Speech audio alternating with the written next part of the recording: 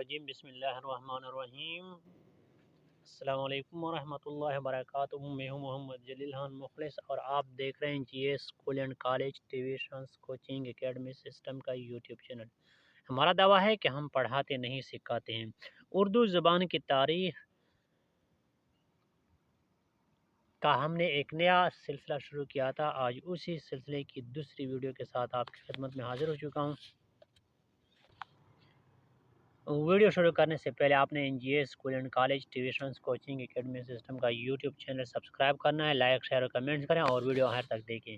تو یہاں پہ جو آج ہم پڑھیں گے اسم کے بارے میں، اسم کا بیان ہے۔ یہاں پہ جو ترتیب دی گئی ہے وہ ترتیب تھوڑی مختلف ہے، لیکن ہمارا بنیادی مقصد جو ہوگا وہ یہ ہے کہ ہم اس ویڈیو سے جو اسم کی تعریف ہے یا اسم کی پھر تقسیم ہے، پھر اسم کی جو مختلف جو اقسام ہیں ان کے بارے میں مختصر سے جان لیں، چونکہ یہ جو ہے گرامر جو ہے اس کو ہم بنیادی گرامر کہتے ہیں، اور بنیادی گرامر جو ہے وہ چھوٹی یعنی کلاس 1 سے لے کر 8ویں جماعت تک جو ہے نا وہ طلباء و طلبات کے لیے ہیں۔ تو آئیں شروع کرتے ہیں۔ بحث سے اسم، تعریف اسم۔ اسم وہ کلمہ ہے جو بغیر ملائے دوسرے لفظ کے اپنے معنی سمجھائے اور اس کی حیت سے کوئی زمانہ مفہوم نہ ہو۔ تو جیسے ہم اس سے پہلے پڑھ چکے ہیں کہ اسم کیا ہے۔ اسم وہ کلمہ ہوگا جس میں معنی تو پایا جاتا ہے لیکن زمانہ نہیں پایا جاتا، اس کو ہم اسم کہتے ہیں یا نام کہتے ہیں۔ اسم کے تقسیم یا تقسیم اسم، اسم کے 3 ایک قسمیں ہیں، لیکن یہاں پہ جو قسمیں دی گئی ہیں یہ اس میں بناوٹ کے لحاظ سے اسم کے اقسام ہے۔ بناوٹ کے لحاظ سے اسم کے 3 ایک قسمیں، اس میں جامد ہے، اس میں مصدر ہے اور اس میں مشتق ہے۔ تو یہ بناوٹ کے لحاظ سے اسم کی قسمیں انشاءاللہ جس طرح ہم اس سے پہلے پڑھ چکے ہیں، اس کے بعد بھی اس کی وضاحت کریں گے کہ اسم کی 4 بڑی اقسام ہیں۔ ان میں سے معنی کے لحاظ سے، پھر دوسرے جو ہے نا وہ جنس کے لحاظ سے، پھر تعداد کے لحاظ سے اور پھر بناوٹ کے لحاظ سے انشاءاللہ وقتاً فوقتاً اس کا تفصیل سے ہم ذکر کرتے رہیں گے، مطالعہ کرتے رہیں گے، ذکر کرتے رہیں گے۔ اس لیے کہ اسم 3 حال سے خالی نہیں ہوئے، یا تو اس سے کوئی لفظ بنا ہو، یا خود کسی اور لفظ سے بنا ہو، یا نہ اس سے کوئی لفظ بنا نہ خود کسی اور لفظ سے بنا۔ تو یہاں ایک اہم نکتہ یہ نوٹ کر لیں کہ یہ جہاں پہ لفظ استعمال ہوا اس کو آپ کاٹ دیں، یہاں پہ کلمہ کا استعمال کر لیں جو سب سے زیادہ موضوع ہے، مناسب ہے۔ پس اول کو مصدر اور دوسرے کو مشتق اور تیسرے کو جامد کہتے ہیں۔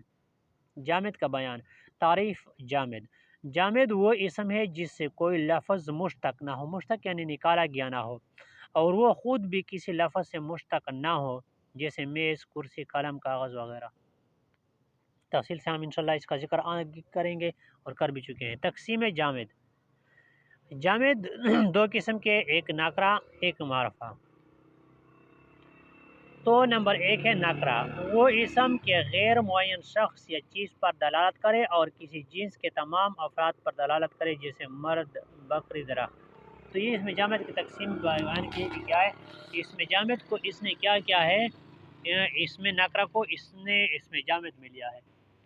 یہ بھی ایک اہم نکتہ ہے، آپ اس کو نوٹ کر لیں کہ جتنے بھی اس میں جو ہے نا اسما ہے، لیکن اس میں جو ہے نا وہ پھر آپ دیکھ سکتے ہیں کہ اس تقسیم جس طرح کی ہے اس میں جامد کی، تو اس میں نکرہ اور اس میں معرفہ دونوں اس کا شمار کیا گیا ہے۔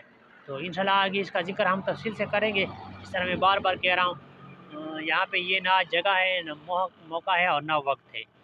تو یہ اسم کی تعریف ہو گئی، پھر اس کی تقسیم ہو گئی، پھر اسم جامد کی تقسیم، تعریف، اس کے بعد اسم جامد کی تقسیم۔ تو فی الحال آج کی ویڈیو میں اتنا ہی، مجھے دیجیے اجازت۔ اپنا بہت سارا خیال رکھیے گا اور مجھے اپنے دعا میں یاد رکھیے گا۔ انشاءاللہ اگلی ویڈیو کے ساتھ بہت جلد آپ کی خدمت میں حاضر ہوں گا، تب تک کے لیے مجھے دیجیے اجازت۔ اللہ حافظ، السلام علیکم ورحمۃ اللہ وبرکاتہ۔